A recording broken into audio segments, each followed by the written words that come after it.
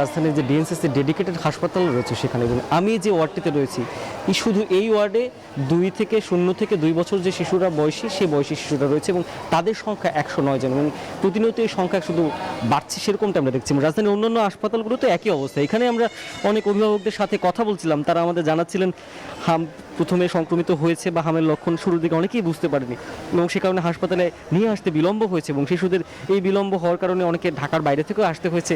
ঢাকায় এসে যারা তারা আসার পরে হাসপাতালগুলোতে আসলে শয্যা সংকটের কারণে কিন্তু অনেক ঝামেলায় পড়ছেন, বিশেষ করে রাজধানীর শিশু হাসপাতালে, সোহরাওয়ার্দী মেডিকেলে এবং মহাখালীতে আরও একটি সংক্রমক ব্যাধির যে হাসপাতাল রয়েছে সেখানে কিন্তু শিশুদের হামে আলাদা ওয়ার্ড রাখা হয়েছে, আইসিইউ এইচডিইউ সুবিধা যেখানে রয়েছে।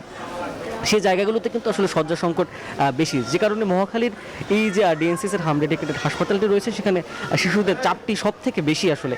এবং ঢাকায় কিন্তু বিশেষজ্ঞরা বলছেন যে জনসংখ্যা বেশি হওয়ার কারণে এই জায়গাটিতেই আসলে হামের যে প্রাদুর্ভাব সেটি সব থেকে বেশি ছড়াচ্ছে এবং মৃত্যুর সংখ্যা এখনও বেশি হয়েছে। এবং আপনি জানেন যে এই 2 মাসের বেশি সময়, প্রায় 55 দিনে, প্রায় 2 মাসে এখন পর্যন্ত কিন্তু 50,000-এর বেশি শিশু কিন্তু সংক্রমিত হয়েছে হামে, এবং এখন পর্যন্ত মৃত্যুর সংখ্যা কিন্তু 400 ছাড়িয়ে গিয়েছে। এবং এই অবস্থা ক্রমশই কিন্তু বাড়ছে, সেরকমটা আমরা দেখছি। স্বাভাবিক হওয়ার পথে কিন্তু ওরকমভাবে নেই, যদিও টিকার কার্যক্রম কিন্তু শুরু হয়েছে। গত রোববার পর্যন্ত যে পরিসংখ্যান স্বাস্থ্য অধিদপ্তর, সেখানে দেখলাম গত 24 ঘন্টায় আরও নতুন করে 1500 জন শিশু হামে সংক্রমিত হয়েছে। এই ছিল হামের হাসপাতালগুলোতে রাজধানীর পরিস্থিতিগুলো রয়েছে, তার খবর আমার থেকে।